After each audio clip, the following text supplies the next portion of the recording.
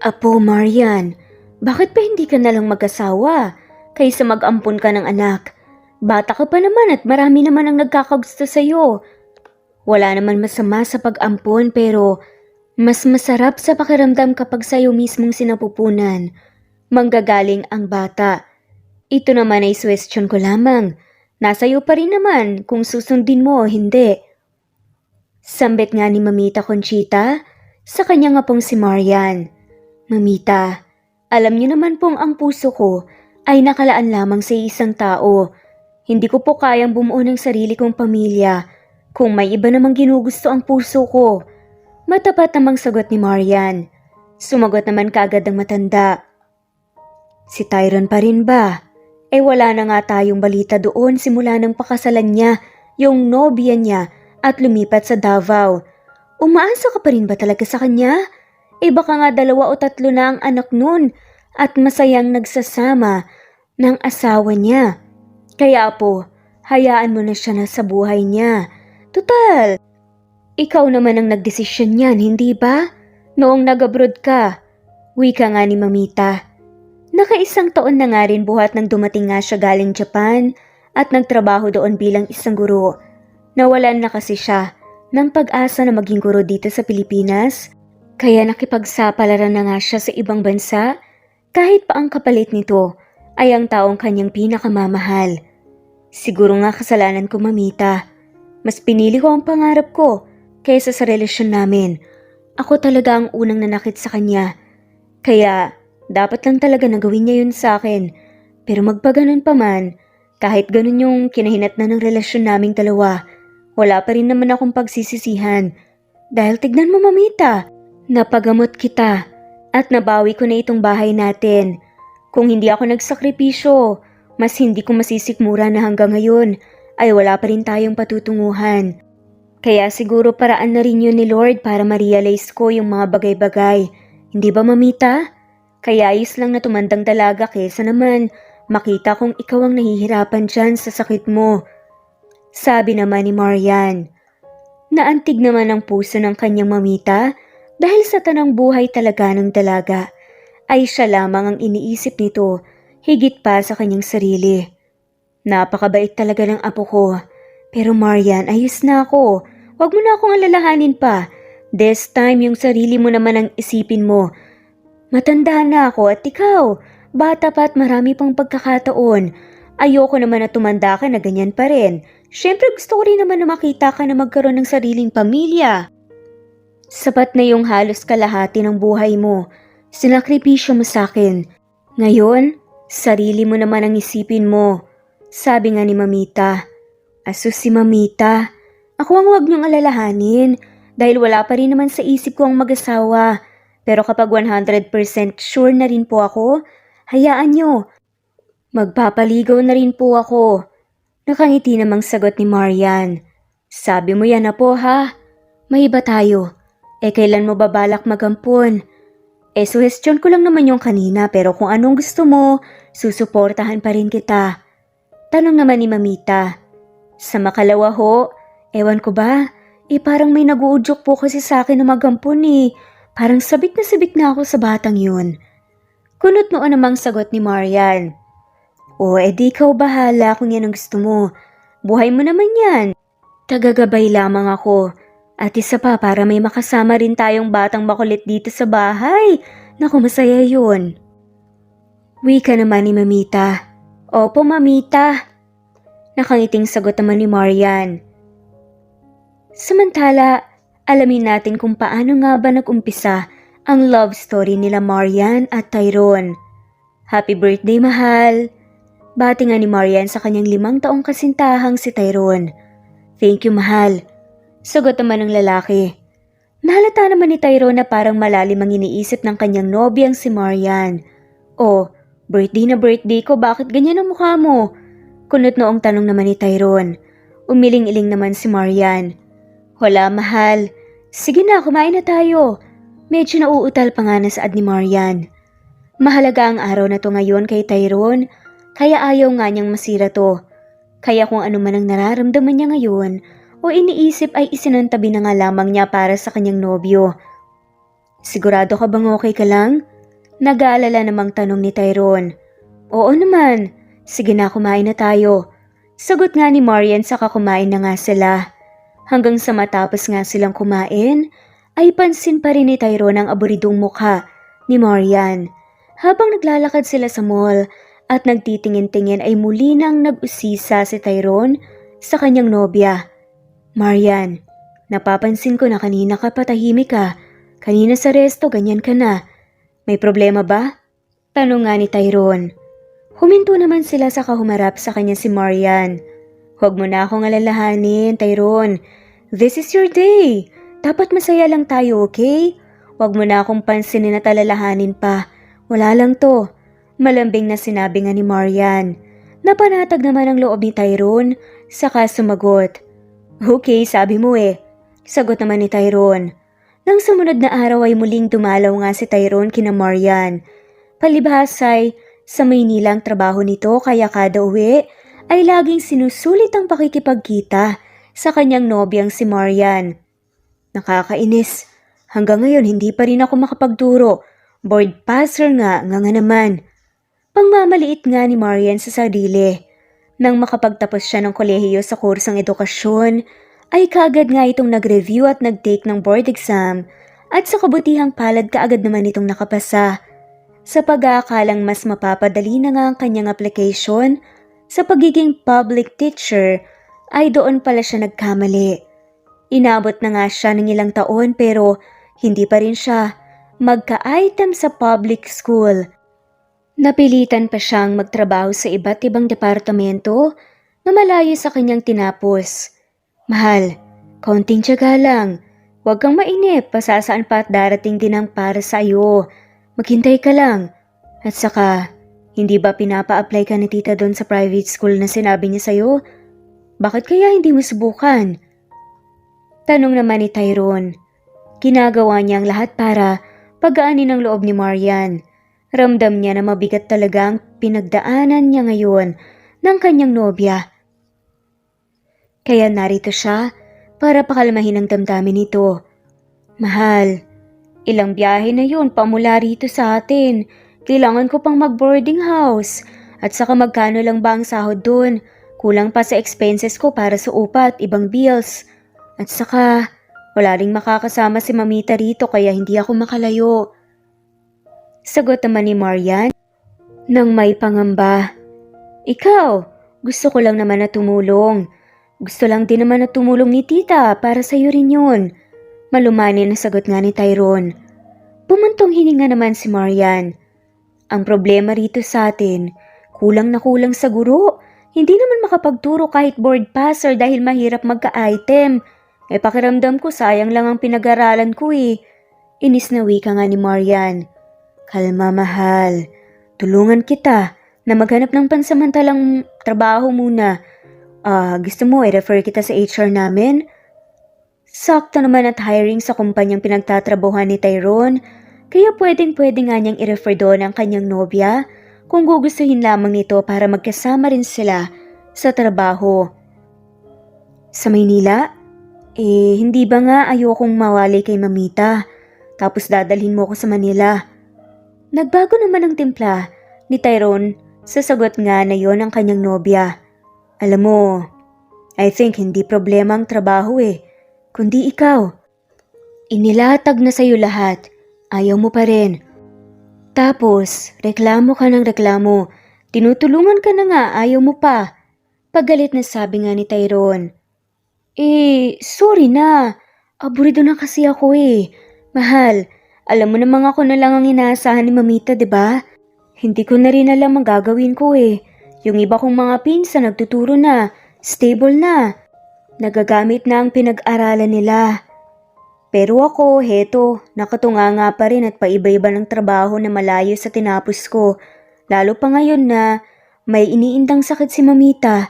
Kahit hindi niya sabihin nararamdaman ko yun. At napapansin, hindi ko na alam Tyrone parang ang hirap-hirap ng lahat para sa akin kahit ang dali-dali lang naman para sa iba. Ang dami kong kailangang isaalang-alang.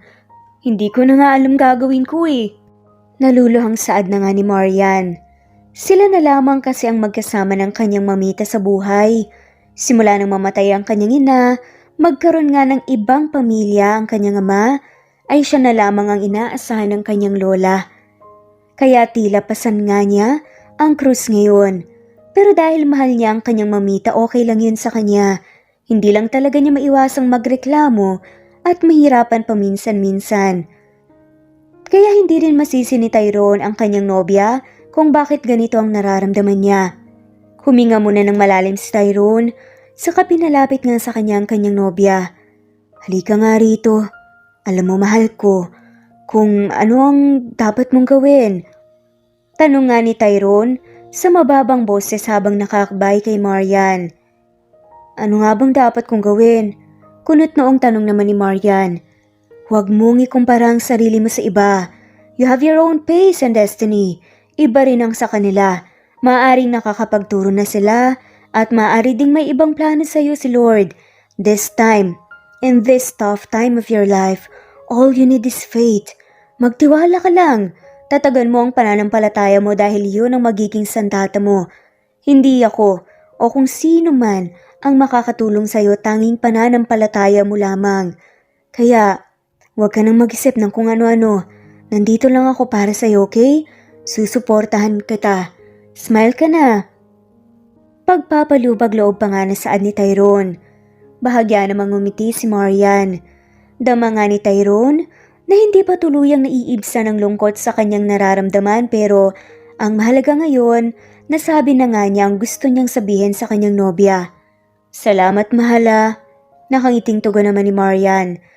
Nang sumunod na araw ay masayang ibinalita ni Marian ang nakitang job hiring sa Japan na nakapost sa social media.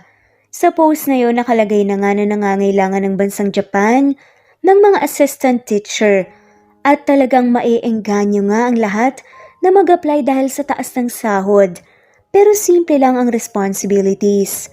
Kaya nang makita ito ni Marian, ay kaagad nga nitong pinaalam kay Tyrone. Mahal, tignan mo hiring sa Japan. Masayang bungad nga ni Marian sa kanyang nobyong si Tyrone. Kumunot naman ang noo ni Tyrone, saka sumagot. Japan? Taas kilay nga nitong tanong. Oo, teacher. Ang laki ng sweldo na offer. Tapos wala pang gasinong ginagawa ang mga Filipino teachers masyado dun. Subukan ko kaya? Sabi nga ni Marian habang nakamasid pa rin sa kanyang cellphone at minamasdan ng job hiring na yon. Nagbago naman ang timpla ng mukha ni Tyrone. Tila nawala ng gana sa kanyang ginagawa. Diyan sa kabilang bayan na trabaho ayaw mo dahil mapapalayo ka sa lola mo. Tapos Maynila, kasama ko ayaw mo rin dahil sabi mo mapapalayo ka sa lola mo. Tapos ngayon, na Japan? Na hindi hamak na mas malayo sa Manila gusto mong subukan? Ano ba talaga ang naisip mo ha, Marian? Ilang taon ka mawawala kung nagkataon 3, 5? Tapos sasabihin mong ayaw mong mapalayo sa lola mo? Nagdadahilan ka lang ba para pansarili mong kagustuhan? Saad na nga ni Tyrone dahil hindi na nga niya napigilan ang kanyang damdamin. Ayaw naman kasi niyang mapalayo talaga si Marian. Ikinagulat naman ni Marian ang naging reaksyon na yun ng kanyang nobyo. Hindi niya akalain na ganito ang kanyang magiging reaksyon. Kaya pinilit na nga lamang niya na pakalmahin ang sarili para hindi na nga ito pagsimulan ng kanilang away. Mahal, bakit ganyan ka magsalita? Kung titignan mo naman ang sahod, hindi hamak na. Hindi hamak na mas malaki naman ang sahod sa Japan. At 3 taon lang naman akong kontrata ko eh. Sa 1 buwan na sweldo ko ron, mapapagamot ko na kaagad si Lola nang hindi kailangang mangutang. Mababawi ko na rin yung bahay namin sa mapagmataas kong tiyahin. At kung ang aasahan mo ang sahod dito sa Pilipinas, baka matanda na ako. Hindi pa rin ako nakaipon at baka hindi ko na mapagamot si Lola.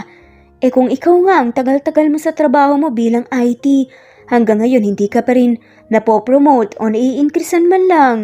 Tyrone, may pangarap din ako. Sa sarili ko, kay Lola, at higit sa lahat para sa future nating dalawa. Hindi ko naman gagawin to na para lang sa sarili ko. Kailangan na nating maging praktikal ngayon. Mahinahong paliwanag nga at diretsahang saad nga ni Marian. Ngunit sa paliwanag niyang yun ay tila minasama nga ni Tyrone. Lalo pat nadamay na nga ang kanyang trabaho Napakaramdam niya, hinamak ito ng dalaga. Tapos ngayon hahamakin mo ang trabaho ko para lamang dyan sa pangarap na ipinaglalaban mo? Ang galing. Marian, hindi ko na alam kung anong nangyayari sa'yo. Gawin mo na lang ang gusto mong gawin. Dahil kailanman, hindi mo naman ako pinakinggan dahil alam ko namang minamaliit mo pa rin ang trabaho ko. Hindi ko mabili o maibigay ang mga gusto mo. Hindi man lang kita maikain sa mamahaling restaurant. Sorry hindi kasing taas ng pangarap mo ang buhay na pinapangarap ko. Sige, mag-apply ka. Ituloy mo. Baka sakaling dyan ay mahanap mo na ang peace of mind mo na kailanman ay hindi mo nahanap sa akin. Nagsimula na ngang bumugso ang mabigat na damdamin sa pagitan nilang dalawa. Sa katunayan kaya naman ayaw nga niyang tanggapin ang mga trabahong inaalok sa kanya ay bukod sa naliliitan talaga siya sa sweldo ay napakalayo na mabigay at mabili nga niya ang mga gusto niya. Kahit ilang taon pa nga siyang magtrabaho rito. Yun ang katotohanan ng buhay. Hindi lang naman 100 o 1,000 piso ang kailangan niya para ipagamot ang kanyang lolang may sakit sa baga. Hindi naman kaunting halaga lang din ang kailangan niya para mabawi ang kanilang bahay na matagal na ngang isinanla ng kanyang ina sa kanilang tiya. Hindi lang naman ito ang dahilan kung bakit ayaw nga niyang magtrabaho rito sa Pilipinas. Siya na ang tumatayong breadwinner sa kanila ng lola niya, kaya mas kailangan na rin niyang lawakan ang kanyang isipan at mas maging praktikal. Oo, aminado naman si Maria na mali nga siya sa part na nagdahilan pa nga siya para lamang hindi tanggapin ang mga offer ng kanyang nobyo, pero kung hindi naman niya ito gagawin ay hindi rin naman siya maintindihan ni Tyrone.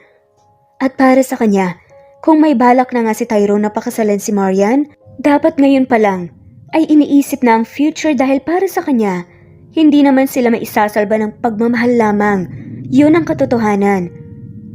Lalo pa at hindi lang naman iisa ang kanyang responsibilidad, kundi marami pa. Hindi naman ganun ang ibig kong sabihin, Tyrone. Mahal naman. Suporta mo lang naman yung gusto ko eh. Pakiusap naman. Huwag na nating pagawayan to. Malumanay na pakiusap naman ni Marian pero may diin kay Tyrone. Ngunit sa pagkakataong to ay tila seryoso na nga si Tyrone. Gusto mong maayos to? Sige, for the last time. Papipiliin kita. Ako o ang Japan na pinapangarap mo? Sa pagkakataon na yun ay tila natigilan nga si Marian. Hindi siya makapaniwalang hahatong sila sa ganito. Nahahantong nga sila na kailangan na nga siyang papiliin ni Tyrone sa pagitan ng kanilang relasyon at ng kanyang pangarap. Mahal na mahal niya si Tyrone. At kung siya ang papipiliin, ay ayaw naman talaga niyang magkalabuan sila at magkahiwalay, ngunit sa kabilang banda ay mahal din niya ang kanyang mamita. Mahal naman, huwag naman ganyan. Huwag mo naman akong pahirapan Mahal kita. Ikaw ang first love ko at ikaw na ang gusto kong mapangasawa. Tila hirap na nga ang damdamin ni Marian. Bago pa man niya matapos ang kanyang salita ay muling nagtanong si Tyrone. Ako? O ang pangarap mo? Mariin niyang tanong. Ilang segundo nga silang nagkatinginan. Parehas pinipigilan ng mga luhang gusto na ngang pumatak. Tila doon sila nag-uusap sa tingin na yon. Pilit na naghihintay si Tyrone ng kasagutan. Na sana ay siya ang piliin ni Marian. Ngunit tila may sariling paninindigan talaga ang dalaga. Tyrone, kung mahal mo talaga ako, mauunawaan mo ko.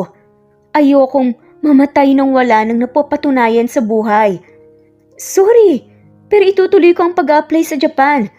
Gagawin ko naman to para sa sarili ko at para sa inyo din. Mahirap man sa loob ni Marian na sabihin ng mga katagang ito, kailangan na nga rin niyang mamili. Kahit ayaw nga niyang mamili para sa kanya, ay ito na marahil ang tama at dapat gawin. Ayaw niyang humantong sila sa hiwalayan, ngunit para sa kanya ay mahirap makipagduelo sa taong sarado ang isip, kaya kahit masakit ay mas pinili pa nga rin ni Marian ang pagpunta patungong Japan kaysa kay Tyrone. At sa 5 taon na nga nilang relasyon, namumula na nga ang mga mata ni Tyrone pero pilit pa rin na pinipigilan ang kanyang luha. Hindi niya akalain na sa ganoong kabilis lamang matatapos ang kanilang relasyon ni Marian. Gusto niyang suportahan ng nobya. Sa gusto nito ngunit natatakot pa rin siya na mangyari nga rin sa kanya yung nangyari sa relasyon ng kanyang mga kaibigan na mga hindi rin nag-workout ang relasyon nung nagpangibang bansa nga ang kanilang mga partners. Natakot siya na baka ganun din ang kahantungan nila at mas masakit yun para sa kanya kapag nalaman nga niyang na-fall out of love sa kanya si Marian nang dahil nga sa ibang lalaki. Okay, enjoy at good luck sa buhay na pinili mo. Magtagumpay ka sana. Ito na lamang ang naging sagot ni Tyrone sa katuluyan na ngang umalis. Pinilit na habulin pa nga ni Marian ng lalaki, ngunit ayaw na talagang nitong magpapigil pa. Tyrone! Umiyak nga nasambit ni Marian. Hindi naman niya intensyon na saktan ng gano'n ang kanyang nobyo. Sinabi lang naman niya ang pangarap niya, pero hindi ito naunawaan ng kanyang nobyo. Ito na ang pinakamahirap sa lahat. Ang papiliin ka sa pagitan ng taong iyong pinakamamahal at sa iyong pangarap. Sa loob niya ay mas tatatagan na lamang niya ang kanyang loob para sa kanyang sarili at para sa kanyang mamita. Samantala nang mapansin nga ni mamita na umiiyak si Marian, mabilis nga niyang pinunasan ang kanyang mga luha. Ayaw niyang makita ng kanyang lola na nalulungkot nga siya. Marian? Apo, umiiyak ka ba? Nag-aalalang usisa nga ng kanyang mamita sa katinabihan nga siya sa upuan. Pagkapunas ng luha kaagad na sumagot nga si Marian kahit sumisinghot-singhot pa nga at namumula na nga ang ilong at mata dahil sa kaiiyak. Nako, hindi po mamita, napuwing lang po ako. Palusot nga ni Marian. Grabe namang puwing yan. Sinipon ka na. Segue naman ni mamita na hindi naniniwalang puwing lamang ang dahilan ng pagkapula nga ng mata ng apo niyang si Marian. Ilang sandali pa ay umamin na nga si Marian sa kanyang mamita. Nag-away kayo ni Tyrone? Tama ba? Tanong nga ni mamita at diretso namang sumagot si Marian. Wala na po kami mamita. Saad nga niya. Nanlaki naman ang mga mata ng matanda. Maging siya ay hindi makapaniwala. Batid niya kasi kung gaano nila kamahal ang isa't isa at kung tutuusin ay kasal na nga lamang ang kulang sa kanilang dalawa. Ha? Bakit? Anong nangyari? Maglilimang taon na kayo ah. Bakit ang bilis naman? Teka, kakausapin ko si Tay. Nangakmang tatayo na nga si mamita ay mabilis na nga siyang pinigilan ng kanyang apong si Marian.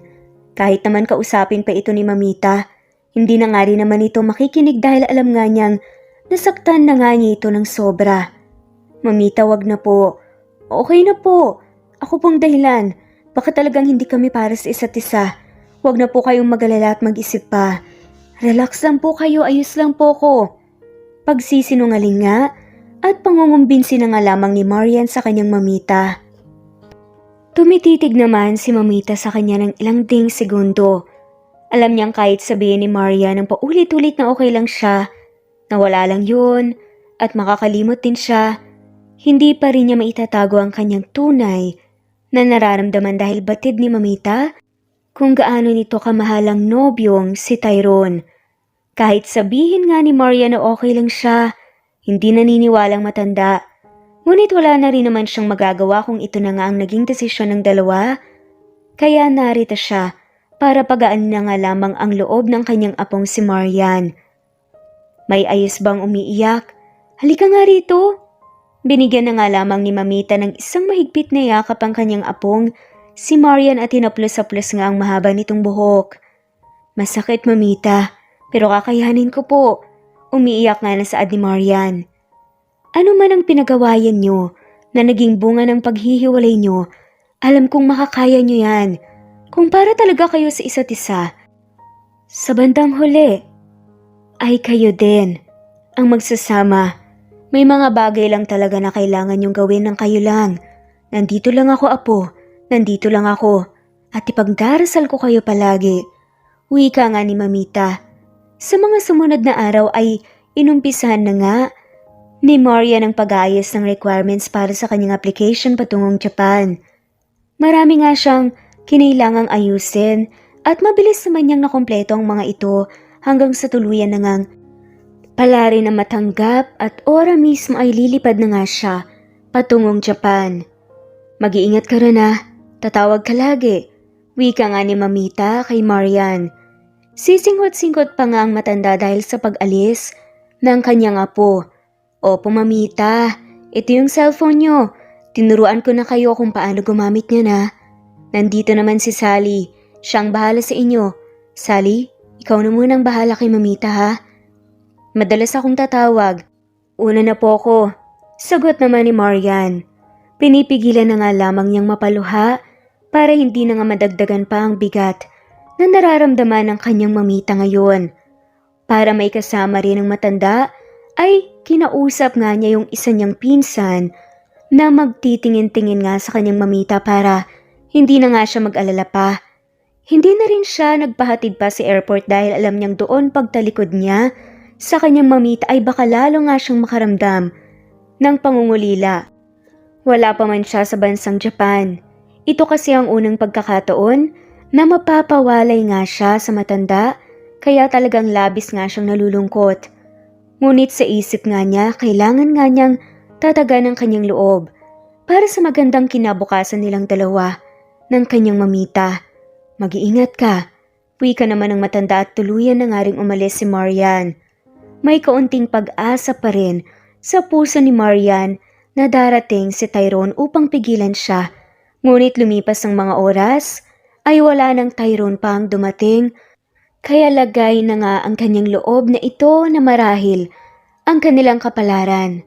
At kailangan na nga niya itong tanggapin na sarado na nga ang bahagi ng kabanata kung saan kabilang nga si Tyrone para mas makatrabaho nga siya ng maayos sa Japan at wala nang alalahanin pa.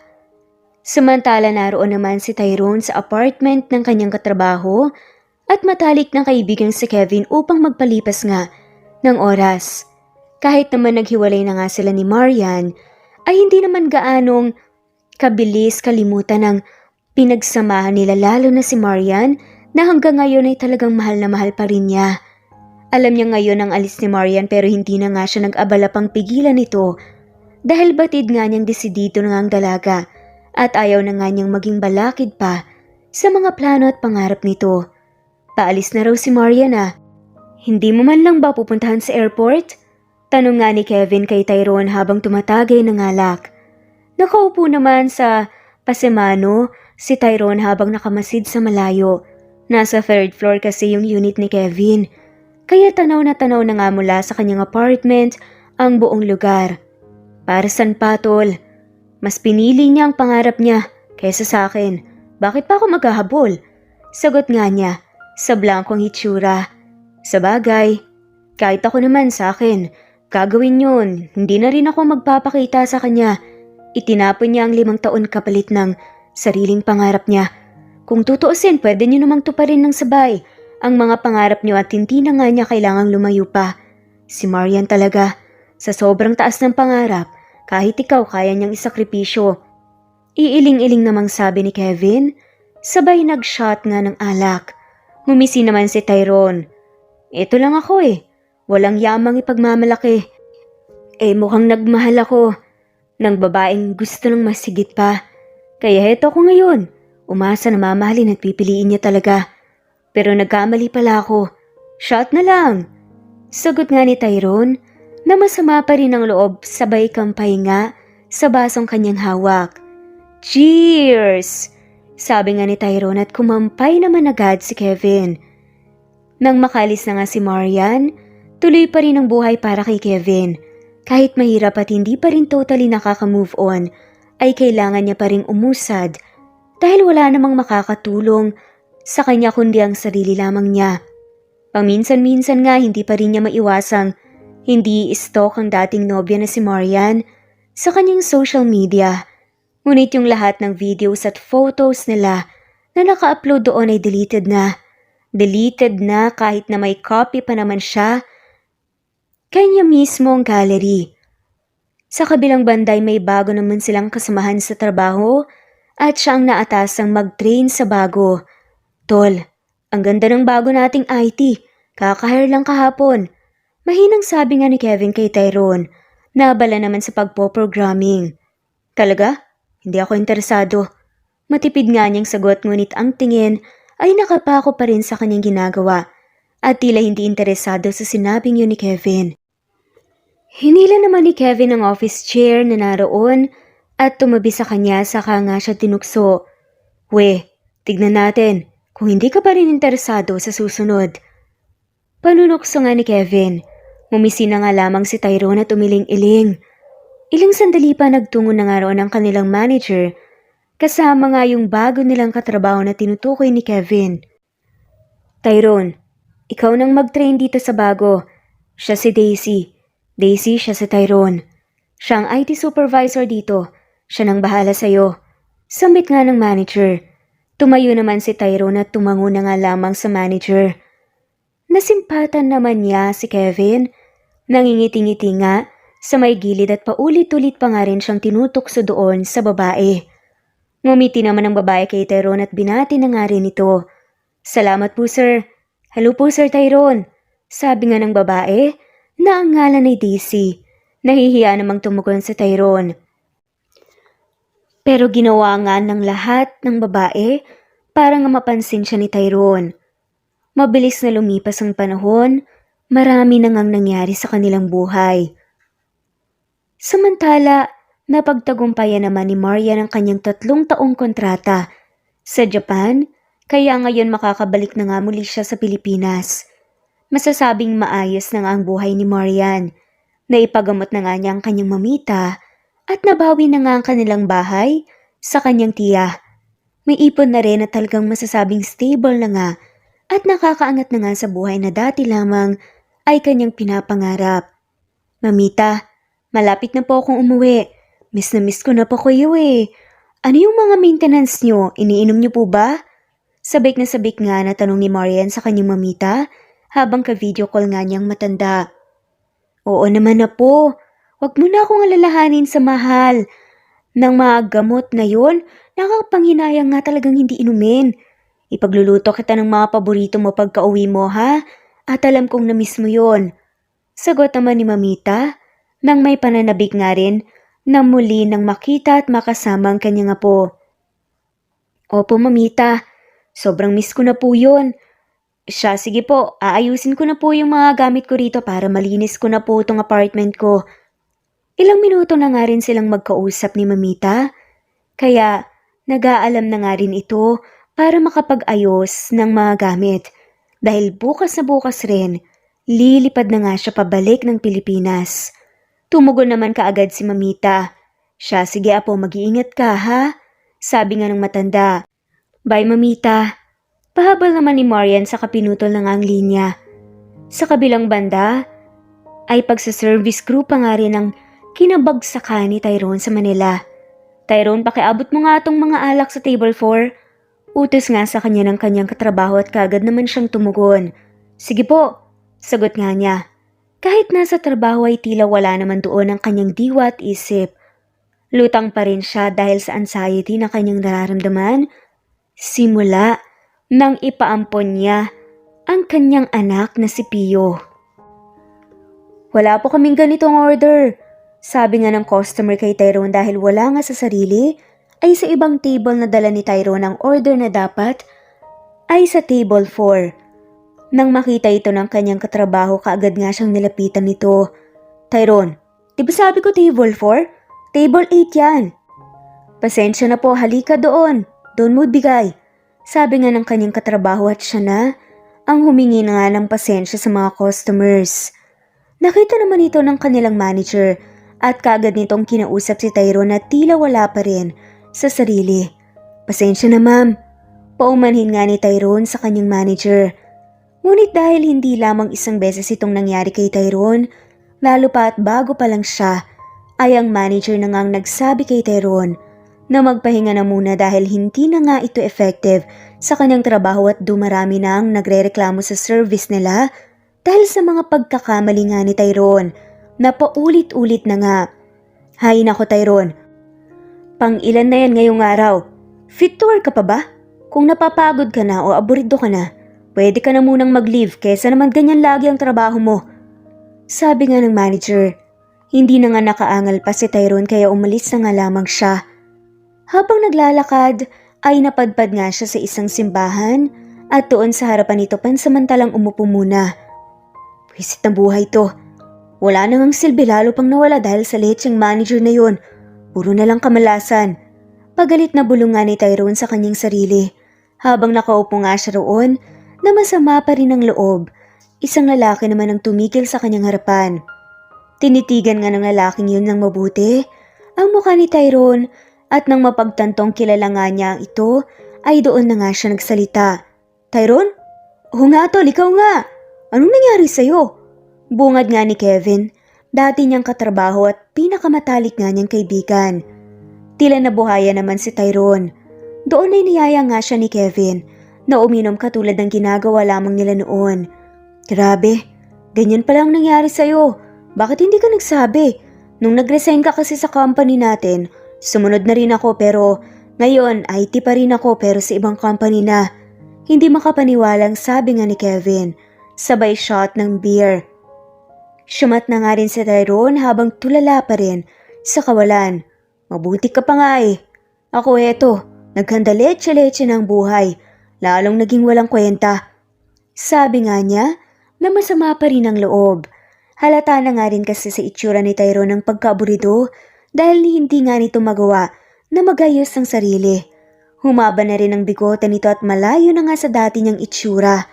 Ramdam talaga ni Kevin ang pagsubok ng kaibigan. Para makatulong sa kaibigan, inalokan nga niya ito ng trabaho. Dahil promoted na nga si Kevin, ay malaki na nga ang tsansa na matulungan niyang makapasok si Tyrone sa kumpanyang pinagtatrabahuan niya. Gusto mo bang pumasok sa pinagtatrabahuan ko? Pwede kitang i-refer. Mabait ngayon ang employer ko at higit sa lahat hindi barat. Sa katunayan, kakapromote ko nga lang eh. Kaya kayang-kaya kitang papasukin doon. Ano, game ka? Excited na sabi nga ni Kevin kay Tyrone. Napangiti naman si Tyrone kay Kevin sa kaibinaba ang bote ng beer na kanyang hawak. Talaga? Tutulungan mo ako pare? Hindi makapaniwalang tanong nga ni Tyrone sa kaibigan. Oo naman, kahit nagtampo ako sa'yo dahil hindi mo ako kinuhang ninong. Pabirong sabi naman ni Kevin kay Tyrone. Baliw, pero sige, tulungan mo ako para makuha ko na ulit ang anak kong si Pio sa bahay ampunan. Desidido na nga muli si Tyrone na makabangon mula sa pagkalugmok sa tulungan ni Kevin. Kaya hindi na nga siya nagdalawang isip pa na tanggapin na nga ang alok ng kanyang kaibigang si Kevin. Sige tol, bukas na bukas din. Sagot naman ni Kevin. Samantala nakauwi na nga rin si Marian galing Japan. Marami nga siyang na-miss sa pagbabalik niya sa Pilipinas. Bukod sa mga lugar at pagkain ay may isang tao na kailanman ay hindi pa rin nawala sa puso at isipan niya. At araw-araw pa nga rin niyang namimiss. Walang iba kundi si Tyrone. Simula nang maghiwalay sila, ay hindi naman nawala sa puso ni Marian ang binata. Ni hindi nga siya nagalit dito bagkus, ay sinisisi pa nga niya ang kanyang sarili dahil nasaktan niya ang dating nobyo. Ngunit kung hindi nga siya nagsakripisyo, kung nanatili pa rin sila sa kanilang mga comfort zone, hindi niya makakamit ang mga bagay na nakamit na nga niya ngayon. Kung hindi niya pinairal ang kanyang utak ay baka hanggang ngayon wala pa ring direksyon ang kanyang buhay. Kaya sa kabila ng hiwalayan nila ni Tyrone, ay may mga bagay pa rin siya na hindi pinagsisisihan bagkus ay pinagpapasalamat pa rin niya dahil pinahintulutan nga ng Panginoon ang mga bagay na yun na mangyari. Makalipas ng ilang taon ay may isang bagay na gusto nga gawin ni Marian. Sa katunayan matagal na nga rin niya itong naiisip. May mga naging manliligaw din naman siya pero talagang hindi niya kayang makipagrelasyon kung hindi na rin talaga ito sa isang lalaki na tanging siya lamang ang gusto niyang mapangasawa at makasama habang buhay.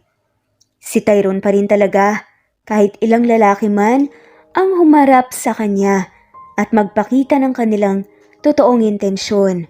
Si Tyrone pa rin talaga ang mahal niya at tinitibok ng puso niya. Apo Marian, bakit hindi ka nalang mag-asawa kaysa mag-ambon ka ng anak? Mag-anak ka na lang ng sarili mo.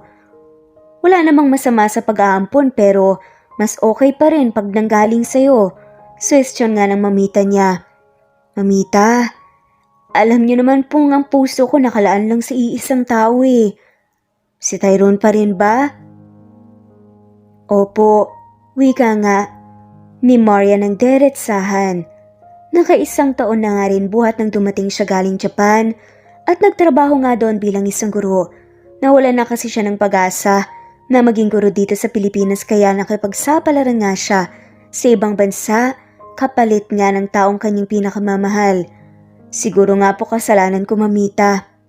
Pero magpaganon man, kahit ganon yung kinahinatnan ng relasyon namin, parang worth it naman po ang pagsasakripisyo ko at nagpapasalamat pa rin po ako sa Diyos. Saad naman ni Marian. Naantig nga ang puso ni mamita sa sinabi nito. Dahil sa tanan ng buhay talaga ng dalaga, isa ito sa mga iniisip niya kesa sa kanyang sarili. Napakabait talaga ng apo ko. Pero Marian, basta wag mo na akong alalahanin this time. Sarili mo naman ang isipin mo. Matanda na ako at ikaw bata pa. Marami ka pang pagkakataon. Naisipin ang sarili mo. Marami ka nang isinakripisyo para sa akin halos kalahati ng buhay mo. Kailangan mo nang magkaroon ng sariling pamilya. Sabi naman ni mamita. Asusi mamita. Ako ang wag niyong alalahanin dahil wala pa rin naman sa isip ko ang mag-asawa eh. Pero kapag 100% sure na rin po ako, hayaan niyo po magpapaligaw na talaga ako. Nakangiti namang saad ni Marian. Sabi mo yan ha? O kailan mo babalak magampon? Sa makalawa ho. Ewan ko ba? Parang may nag-uudyok sa akin na ampunin yung batang yun eh. Kunot noon namang sagot ni Marian. Ikaw ang bahala po basta susuportahan kita. Nakangiting sagot ni mamita. Nang sumunod na araw nagtungo na nga sa bahay ampunan si Marian. Doon pinahilera ng madre ang mga bata nang sa ganun ay makapili na nga si Marian ng batang kanyang maiibigang ampunin. Habang matalas na namimili nga ay umagaw nga sa kanyang atensyon ang isang batang lalaki. Sister siya po, yung batang lalaki. Tinuro nga ni Marian si Pio. Napatingin naman ang madre sa direksyon ng paningin ni Marian. Ang batang kanyang naibigan na ampunin ay walang iba kundi si Pio. Si Pio, halika Pio. Nakangiting saad nga ng madre, saka tinawag nga ang cute na bata na lumapit na nga sa kanila. 5 taon gulang siya, mabait yan at ubod ng kalang. Say hi Pio. Masayang sabi naman ng madre at sumunod naman kaagad ang bata sa kanya. Hi po! Cute na cute nga nasabi ni Pio kay Marian. Tila na pa ako na nga rin ng paningin ni Marian sa bata. Nakita na nga niya ito online at ito nga ang una nga niyang nagustuhan na ampunin. Lumuhod nga siya upang mapantayan ito. Hindi niya maipaliwanag ang kanyang nararamdaman, ngunit pakiramdam niya, pamilyar talaga sa kanya ang mukha ng batang yun. Tinitignan nga niya ito ng mabuti at pilit iniisip kung sinong kamukha nito. Dahil sa hindi niya maisip ay binaliwala na nga lamang niya ito, bagkus ay niyakap na nga lamang ang bata. Ang cute naman niya, mukhang pamilyar. Bali aayusin na po natin ang papers niya para mas mabilis na po ang proseso, sabi nga ni Marian. Dahil ayaw na nga rin munang mag-asawa ni Marian, nagampon na nga lamang siya ng bata na ituturing nga niyang isang tunay na anak. Nung una pa lang naman talaga niyang makita si Pio, magaan na nga kaagad ang loob niya dito. Kaya hindi na nga siya tumingin pa sa iba at kaagad nang pinili si Pio. Nang may aayos na nga lahat ng papeles ng bata, isinama na nga rin ni Marian ang bata pa uwi sa kanila. Kanina pa rin naghihintay sa kanila ang kanyang mamita dahil maging siya ay sobrang excited na ngang makita ang bata. Nang makauwi nga si na Marian, ay dumiretso na nga sa sala. Marami namang nilutong pagkain sina Sally at mamita para sa bata. Inayos na nga rin nila ang magiging kwarto ng bata at binilhan na nga rin ng mga laruan at iba pang gamit. Napaka-cute mo naman, iho. Ang ganda ng pangalan mo. Sambit nga ni mamita kay Pio. Nakangiti naman sa kanyang bata. Salamat po. Masayang sabi nga ni Pio. Mamita na lang ang itawag mo sa akin na po. Wika nga ng matanda. Sige po, salamat po mamita. Tugon naman ng bata. Nakisali na nga rin sa usapan si mamita sa dalawa. Pio, simula ngayon, nanay ang tawag mo sa akin at dito ka natitira. Okay lang ba yun? Nakangiting sabi naman ni Marian. Bakas naman sa mukha ng bata na masayang-masaya nga ito dahil sa wakas ay may pumili na nga sa kanya. Sa tuwing may magpupunta kasing mag-asawa sa bahay ampunan na gustong magampon ng bata ay siya lagi ang tinatanggihan dahil sa sakit niya sa puso na baka isa pa nga siyang isipin ng aampon sa kanya. Kaya laking pasasalamat nga ng bata na sa wakas ay may pumili na nga rin sa kanya at tumanggap na nga sa kanya para ituring na parang isang tunay na anak sa kabila ng kondisyon niya. Opo, gusto ko po yun, nanay. Matagal ko na pong gustong magkaroon ng totoong nanay eh. Masiglang sabi naman ni Pio, saka niyakap na nga niya ng mahigpit si Marian.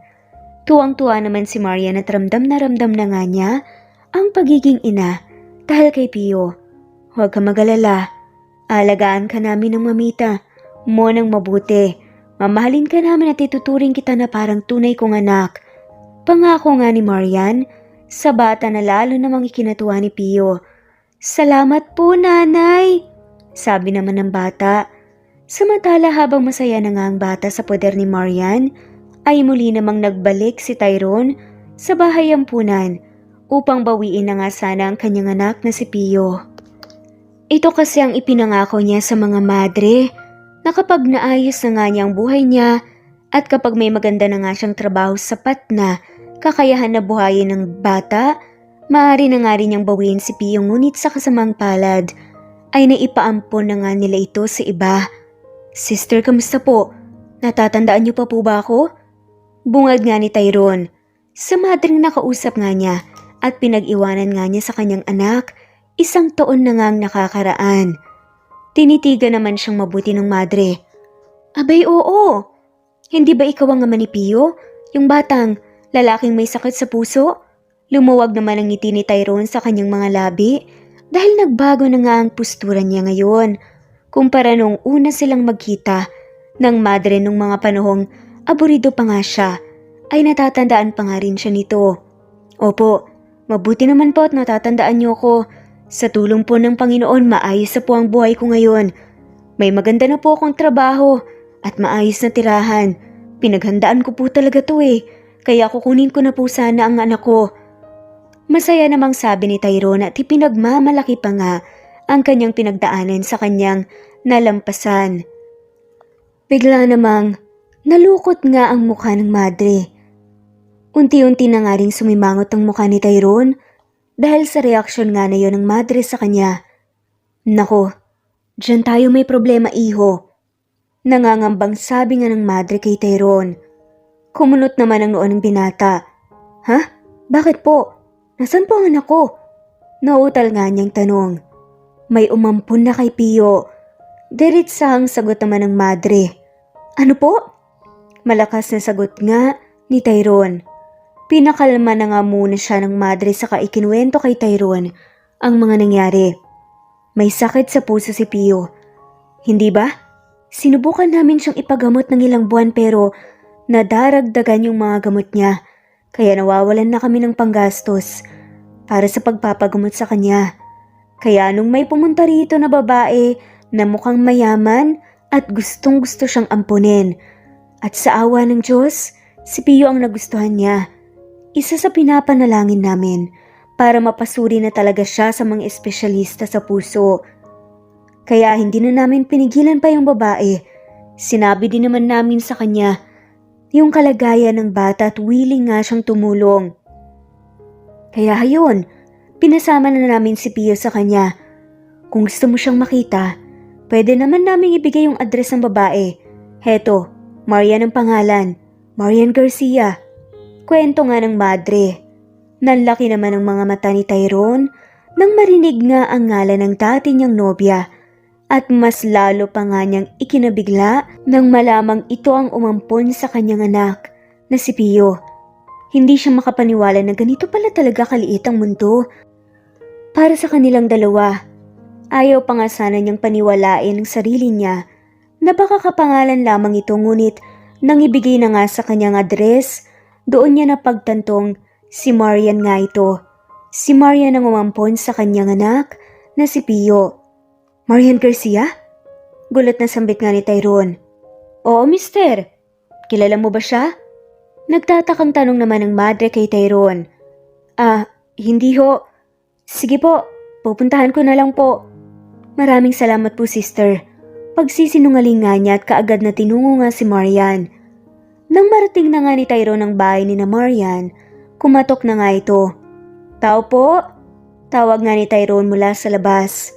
Umimik naman kaagad si Sally na kasalukuyang nagdidilig ng halaman. Sandali lang! Malakas sa saan nga nito. Iniwan muna niya ang ginagawa niya sa katinunguang gate. Pagkabukas nga niya, kaagad na tinanong nga ni Sally si Tyrone. Ano pong kailangan nila? Dito ba nakatira si Marian? Marian Garcia. Nauutal pa nga na tanong ni Tyrone dahil kinakabahan nga siya. Ang babaeng matagal na nga niyang hindi nakita, ang nanakit ng kanyang puso at iniwan siya. Pero ito pa rin ang tinitibok ng kanyang puso. Kaagad namang sumagot ang babae. Si ate? Wala po siya rito eh. Umalis silang mag-ina-check up po ng bata. Bakit po? Sino po ba sila? Sunod-sunod namang tanong ni Sally. Hindi pamilyar si Tyrone kay Sally kaya hindi niya ito kilala. May kailangan lang akong malaman o itanong tungkol sa bata. Sagot naman ni Tyrone. Si Mamita Conchita po nandito. Gusto niyo po ba siyang makausap? Banggit naman ni Sally. Namilog naman ang mata ni Tyrone. Ayaw niyang palampasin pa ang pagkakataon na to, kaya hindi na nga siya tumanggi pa. Isa pa gusto nga niya makahingi ng paumanhin sa matanda sa nagawa at nasabi niya noon sa apo nitong si Marian. Pwede po ba yun? Utal na tanong nga ni Tyrone. Sige po, ano po bang pangalan niyo? Muling tanong ni Sally. Tyrone, pakisabi na lang Tyrone Fernandez. Sagot nga ng lalaki at kaagad na nga ring nagtungo ang babae sa loob upang ipaalam nga ito kay Mamita. Saglit lang po sabi nga ng babae at iniwan na nga muna saglit sa labas si Tyrone. Nang makarating nga si Sally sa sala, ay kaagad na nga niya itong ipinaalam kay Mamita. Mamita, may naghahanap po sa labas. Bakit daw? Hinahanap niya po si Ate Marian may itatanong daw po, papasukin ko na po ba? Hindi na nga rin naman ang dalawang isip ang matanda, kaya pinahintalutan na nga lamang na papasukin si Tyrone. Sige, papasukin mo. Sir, pasok na daw po kayo. Salamat. Hindi naman makapaniwala si Tyrone, kaya pumasok na nga rin siya. Sinamahan na nga ni Sally si Tyrone. Nang makarating na nga sila sa sala, tinawag na nga ni Sally ang matanda. Pinaupo naman ni Mamita si Tyrone. Mamita, kumusta po kayo? Panimula nga ni Tyrone. Ayos naman ako. Eto, gumaling na ang sakit ko sa tulong ni Marian. Kung hindi niya agad ako na ipatingin sa espesyalista, baka wala nang Mamita nakaharap ngayon. Nakangiti namang sagot ni Mamita kay Tyrone. Lumuwag naman ang mga ngiti ni Tyrone nang marinig yun. Kay Mamita dahil sa wakas natupad na nga ang mga pangarap ni Marian para sa kanila ng kanyang lola na minsan na nga rin niyang hinadlangan. Kaya minsan napapasabi na nga lamang si Tyrone sa kanyang sarili na mabuti na lamang na hindi siya pinili ni Marian dahil kung hindi ay baka siya pa ang maging dahilan ng pagiging hopeless ni Marian sa buhay. Kaya kahit masakit ay pinagpasalamat na nga ni Tyrone ang naging hiwalayan na nga nila na nagbunga naman ito sa kanila ng pagsubok na nalampasan at mga leksyon na kanilang natutunan. Masaya akong malaman na ayos lang po ang kalagayan niyo. Binaling naman ng matanda sa kanyang tanong. Ikaw kamusta? Sobrang dami pong pinagdaanan. Kung iwakwento ko po lahat, baka kulangin po ang isang araw, Mamita. Pero ngayon naman po ayos na ako. Nalampasan ko na yung pinakamadilim na bahagi ng buhay ko. Kaya ngayon gusto kong makita at makasama sana muli ang nag-iisang dahilan kung bakit ako nagpatuloy sa buhay. Hindi pa man tapos si Tyrone, narinig na nga niya kagad ang tinig ng kanyang anak na si Pio. Mamita, narito na po kami! Masiglang sigaw nga ng bata habang tumatakbo patungo sa kinaroroonan nga ni Mamita. Nariyan na pala sila, sambit ng matanda. Sinundan na nga rin ng boses na yon ng boses ng isang babae na ito na nga marahil si Marian.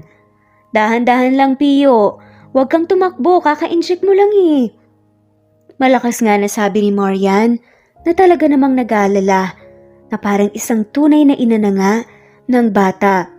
Nang matuntun nga ng bata ang sala, ay natigilan nito nang makita niya si Tyrone. "Hello po!" Gulat na bati ng bata. Kasunod na nga rin niya si Marian. "Tyrone?" Nauutal pa nga na saad ni Marian. Hindi makapaniwalang sabi nga nito habang nakatingin kay Marian. Tumayo na nga rin si Tyrone. "Marian, kamusta ka na?" Utal na tanong nga ni Tyrone. Kaagad din namang sumagot si Marian. Ayos lang naman," sagot nga nito. Bigla namang nagtakang bata. "Nanay? Magkakilala po kayo?" Nagugulhang tanong nga nito. "Oo anak." Kumunot naman ang noo ng bata. "Parang kilala ko rin po siya eh," sabi nga ni Pio. Muli namang binaling ni Marian ang kanyang atensyon sa pakay ni Tyrone. "Anong ginagawa mo dito?" Diretsahang tanong nga ni Marian. "Marian, hindi na ako magpapaligoy-ligoy pa. He's my child. Pio is my child." Diretsahang sagot nga ni Tyrone. Bigla namang naguluhan si Marian sa mga oras na yun. "Ano? Anong sabi mo?" Nagugulang saad nga niya.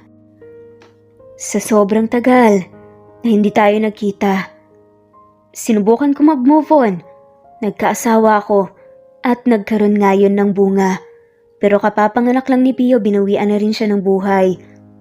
Kaya ako nang mag-isang nagtaguyod kay Pio. Naubos na ang ipon ko noon, kaya hindi kami makabalik ng Manila. Wala na rin namang maitutulong sa akin ng mga magulang ni Daisy dahil salat din pala sila sa buhay. Kaya humanap kami ng mauupahan ni Pio. Naghanap ako ng trabaho pero walang tumanggap sa akin. Isa pa, wala akong mapag-iiwanan sa bata. Hanggang sa bumagsak ako sa pagiging service crew dito sa Manila. Kahit sa trabaho, kasama ko siya hanggang sa doon na nga siya abuti ng mataas na lagnat. Nang dalhin ko siya sa ospital, doon ko na lamang may sakit siya sa puso. Aburido na ako nun at hindi ko na alam ang gagawin ko. Walang-wala ako. Wala nang silbi at walang kwenta. Kaya naisip ko ipaampun na nga lamang siya at iwan siya sa kumbento. Nagbabaka sakali na baka doon mas matulungan nga siya at mabigyan nga ng lunas ang sakit niya. Alam ko mali ang nagawa ko, pero ganun ko siya kamahal na kaya kong magsakripisyo at ipaampun siya sa iba para lang gumaling siya, para mabuhay siya. Sobrang sakit nun para sa akin, Marian. Ayoko siyang ipaampun pero wala akong choice. Kailangan kong gawin yun dahil kung hindi, baka kung ano na ang mangyari sa kanya. Hanggang sa nakita ako ni Kevin. Tinulungan niya akong makabangon at makabawi sa buhay. At ipinangako kay na sister na kapag maayos na ang buhay ko, babawiin ko ulit si Pio. Ayos na ako ngayon. IT na ako at promoted na pero sa ibang kumpanya na. Gusto ko na ulit makasama ang anak ko. Dire-diretsong kwento nga ni Tyrone. No filter. Lahat sinabi na nga niya para matapos na. Kahit na ang totoo, ay sobrang bilis pa rin ang tibok ng puso niya habang nagtititigan nga sila ni Marian. Napailing na nga lamang si Marian. Hindi ko alam ang sasabihin ko. Hindi ko alam na ganun pala ang pinagdaanan mo. Kung babawiin mo na talaga sa akin si Pio. Wala naman akong magagawa dahil ikaw naman talaga ang tunay na magulang niya. Pero sana, mabigyan mo kami ng pagkakataon na magkasama pa rin dahil kahit papaano, tinuring ko na rin siya na parang sarili kong anak. Wala namang ibang alam gawin si Marian kundi makiusap na nga lamang dahil mas may karapatan naman talaga si Tyrone dito. Naisip nga niya na napakaliit talaga ng mundo. Akalain mo, yung ama pala ng batang inampun niya ay ang ex-boyfriend niya ang pinakamamahal niya pa rin ngayon. Umimik naman ang bata. At tumingin nga sa kanyang ina na si Marian na kasalukuyan ngang umiiyak. "Nanay, umiiyak ka po ba?" Tanong nga ng bata kay Marian. Lumuhod si Marian upang mapantayan si Pio. "Anak, familiar siya sa'yo dahil siya ang tatay mo. Kaya pala unang kita pa lang sa'yo, parang pamilyar na. Anak, kukuhanin ka na ulit ng tatay mo. Pero magkikita pa tayo. Magpakabait ka, ha? Pag may kailangan ka sa akin, nandito lang ako parati sa'yo." Diretsahang saad na nga ni Marian dahil ayaw na nga niyang umasa pa at mapatagal pa ito. Ngunit sa halip na kuhanin nga ni Tyrone ng bata, sa pagkakataong ito, handa na nga siyang ipaglaban muli si Marian na kailanman ay hindi naman nawala sa isip at puso niya. Gusto ni Tyrone na magsimula ng panibago kasama ang kanyang dating nobya at ayusin na nga ang lahat sa pagitan nilang dalawa. Marian, let's fix things. Matapang na hamon nga ni Tyrone kay Marian. Napangiti naman si Mamita dahil ito rin naman talaga ang gusto niyang mangyari sa pagitan ng dalawa. Nasaksihan niya kung gaano kadalisay at kawagasang pagmamahala ng dalawa. Ha? Naguguluhan naman tanong ni Marian. Kaya pa ba nating ayusin? Muling tanong ni Tyrone. Nalungkot naman ng reaksyon ng mukha ni Marian. Gusto mo pa ba? Kahit nasaktan kita? Tanong nga ni Marian kay Tyrone. Oo naman. Sobrang dami ko ring natutunan nung naghiwalay tayo. Ang dami kong natutunan sa'yo. At naging mas matatag ako. Nakangiting sagot naman ni Tyrone. Saad naman ni Marian. Salamat Tyrone. Pero siguro, dapat bigyan muna natin ng time ang isa't isa. Saad nga nito. Time na ano? Tanong nga ni Tyrone. Na makasigurado. Kung totoo nga bang tayo pa rin para sa isa't isa. Madamdaming saad nga nito. Nagpalipat-lipat nga ang paningin ng batang si Pio sa kanyang ama at sa umampon nga sa kanya na si Marian. Ano pong nangyayari? Tanong nga ng cute na bata. Ngayong andito na po si Daddy, saan po tayo titira, Mami? Saad nga ng bata. Tila biglang nalungkot pa nga ang mukha nito. Baka po kasi titira po ako sa isa sa inyo. Kaso ayoko pong mamili. Gusto ko po kayong makasama dalawa. Saad nga ni Pio. Napangiti nga si Marian. Pero Pio, hindi pwede natin gawin yun ngayon. Pero Mami, di ba po love niyo pa rin naman po ang isa't isa? At yun naman po yung nakikita ko sa mga mata niyo at kilos. Yun nga sana yung papakausap ko Marian. Total naman, sabi natin na susubukan ulit natin. Bakit hindi muna natin subukan na magkasamang palakihin si Pio? Alam mo, ilang taon kong pinalaki ang si Pio. Kilala ko siya. At alam ko kung anong maaari niyang ikalungkot. Saad nga ni Tyrone na tila nagpa-puppy eyes pa nga at nakikiusap nga sa babae. Napabuntong hininga si Marian. Sige, subukan natin. Bakit hindi na lang tayo dito lahat? Total naman, medyo maayos naman ang bahay ko. At saka welcome na welcome ka naman dito. Huwag kang mag-alala. Di ba matagal ka nang pumupunta dito?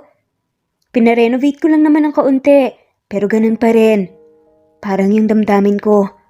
Medyo pabulong pa nga na saad ni Marian. Ano yun? Tanong nga ni Tyrone. Wala ang sabi ko. Di dumito ka na lang muna. Mas mabuti pa para magkaroon ka ng extra income at para mas makaipon tayo para kay Pio. Di pa upahan mo na lang yung naipundar mong bahay. Dito na lang muna tayong lahat. Sumingit pa nga si Mamita. Huwag kayong mag-alala. Hindi naman ako makakaabala sa getting to know each other nyo na naman. Pagbibiro pa nga nito at napatawa pa nga si Tyrone. Manaman, ginagatungan mo pa O sige na, sorry na. Saad nga ni Mamita. Nang biglang, yay! So dito na po tayo lahat. Masaya po yun. Saad nga ni Pio. Simula nga nun ay nagsimula na nga silang maging isang pamilya. Nagsimula na nga ring mag-aral si Pio. At ginampanan nga nila Marian at Tyrone ang pagiging ina at ama sa batang si Pio. Dahil nga kay Pio unti-unti nga nilang natutunan kung paano magsakripisyo bilang magulang. Dahil kay Pio, mas naging malapit nga sila sa isa't isa. May mga adjustments nga silang kailangan gawin dahil nagbago na rin naman kahit papaano ang kanilang mga sarili. Si Marian, hindi na siya yung tulad ng dati na simple dahil may kaya na nga siya.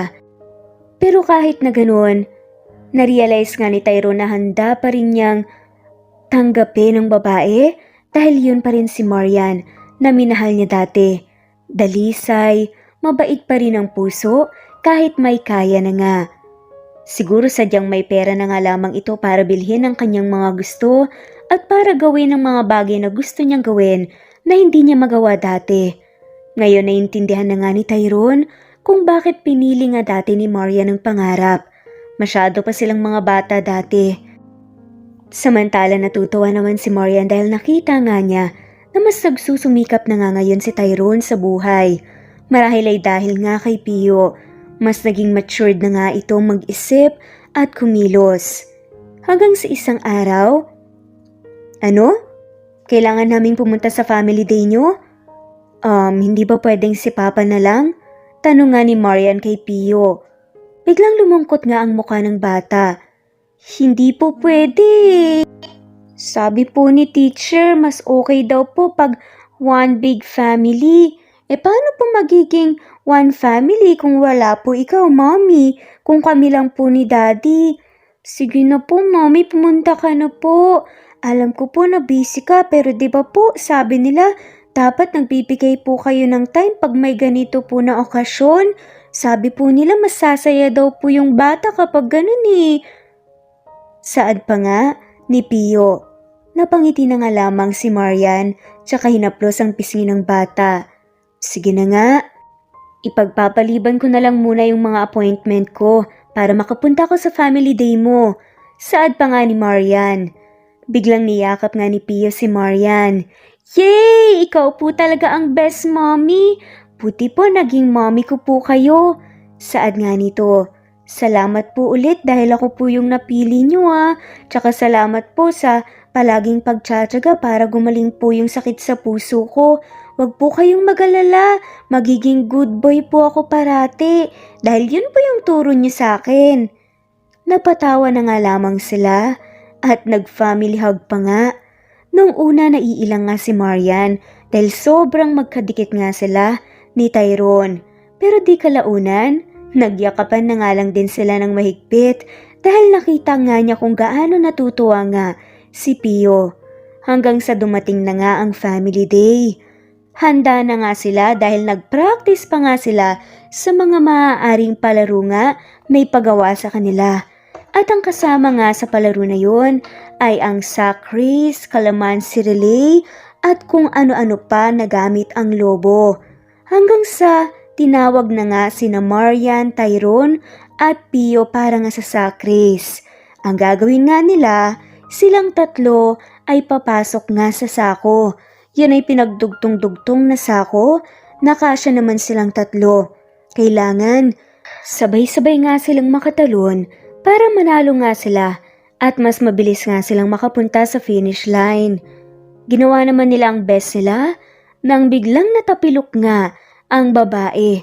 Dahilan para madapa nga ang isang pamilya at hindi nga sinasadya na biglang pumaibabaw nga ang katawan ni Marian kay Tyrone.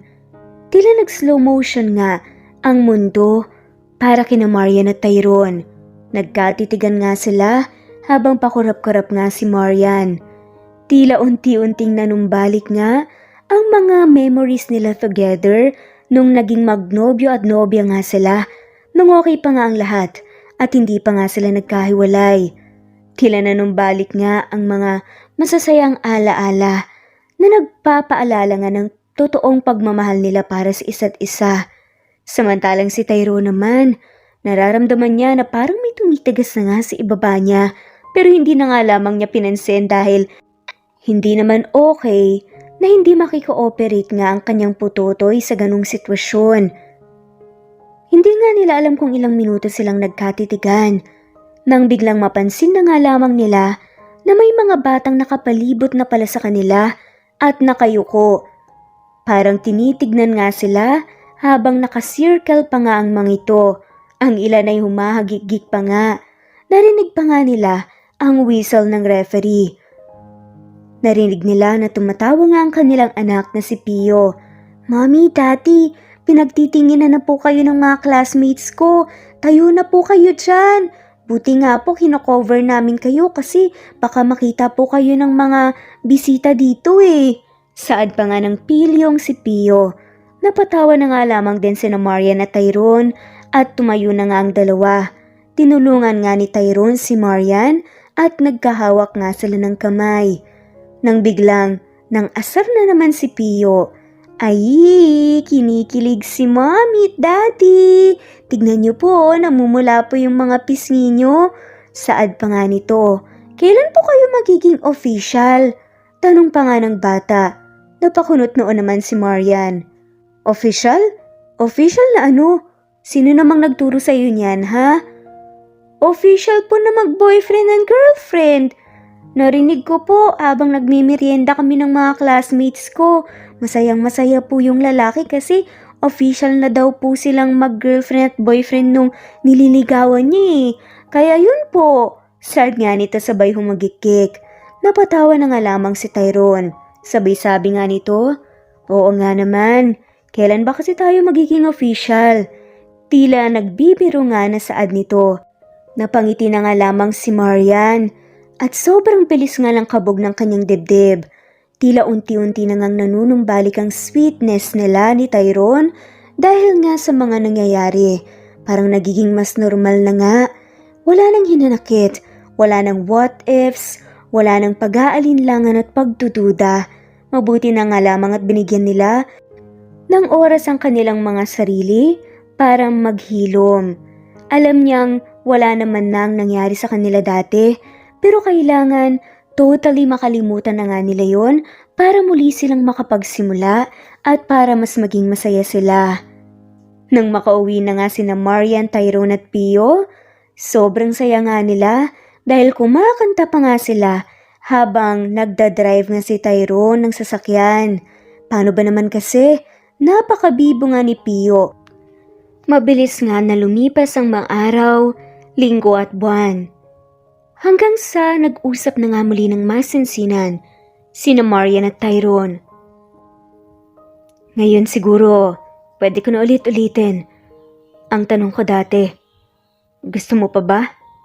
Kahit nasaktan kita? Tanong nga ni Marian kay Tyrone. Oo naman. Sobrang dami ko ring natutunan nung naghiwalay tayo. Yan pa rin ang sagot ko. At hanggang ngayon, ikaw pa rin ang tinitibok ng puso ko. Sagot nga ni Tyrone. Kinuha nga nilang dalawang pagkakataon upang magkaayos na nga at maging official na nga muli na sila. Pwede naman silang maging magulang ni Pio na hindi na kailangan pang maghiwalay pa dahil sa ilang buwan din naman na magkasama sila sa iisang bubong. Napagtanto nga nila na hindi nga talaga nila kayang mawala ang isa't isa. Napamahal na nga rin si Pio kay Marian kaya ayaw na nga ring ilayo ni Tyrone ang bata sa kinilala niyang nanay. At nakita rin ito nang magkasama sila kung gaano kasincere si Marian sa kanya.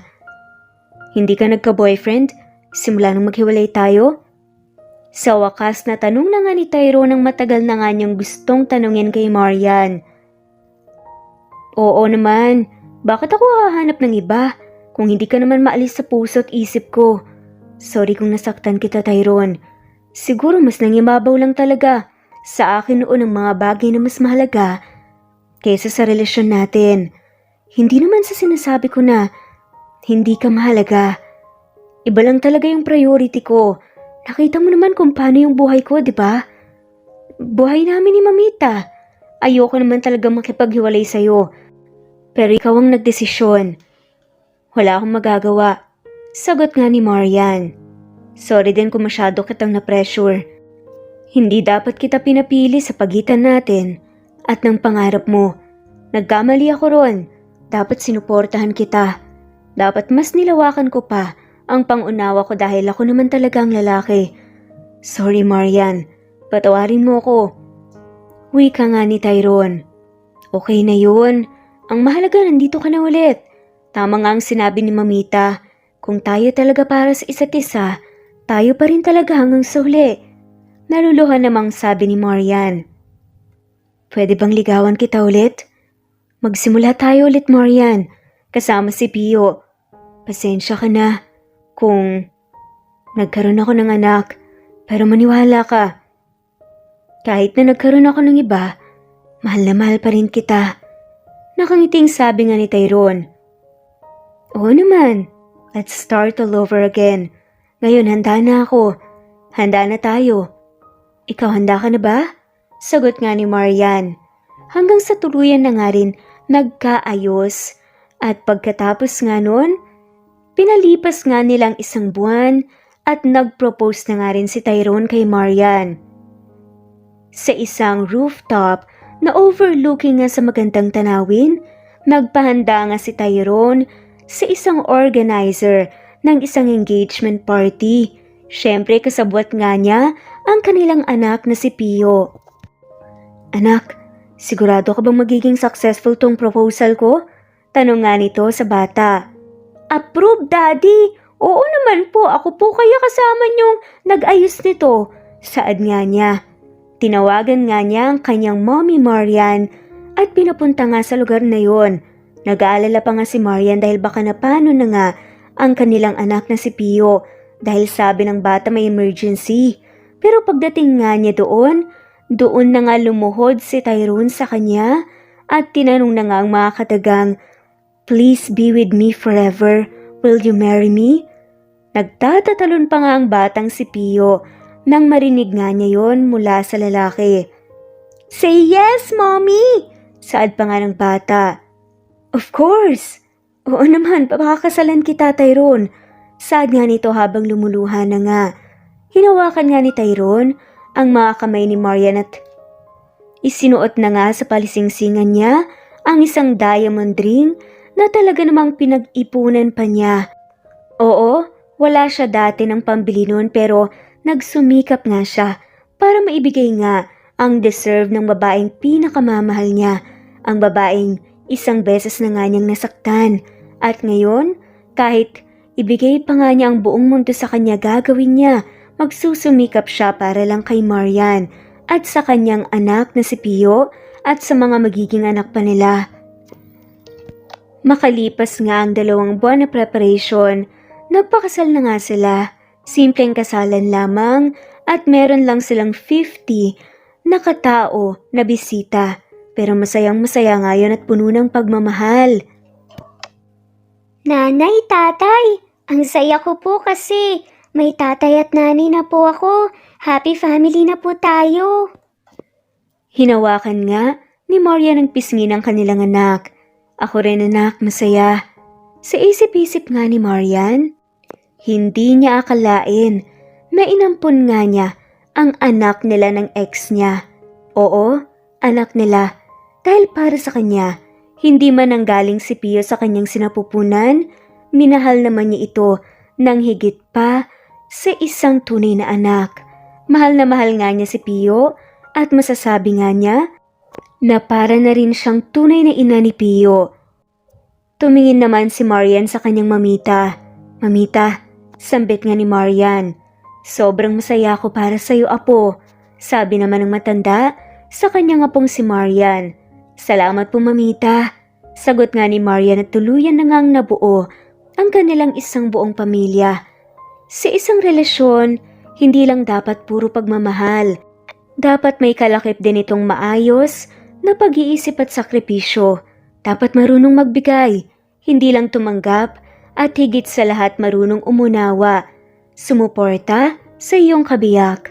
Wag na wag nating papiliin ang ating mga minamahal sa pagitan mo at ng kanyang pangarap. Dahil ang tao ay may kanya-kanya ring gusto at minimithi. Dapat nakaalalay lang ang isa't isa at handang sumuporta para sa maganda ninyong kinabukasan. At dito na nga po nagtatapos ang kwentong pagmamahalan ni Tyrone at Marian.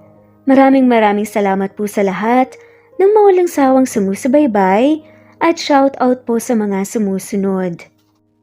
Kidim Tess, Emily Borak, Teresita Schmid, Susan Upaga, Presbyteros Rose, Lourdes Pator, Romana Grospe,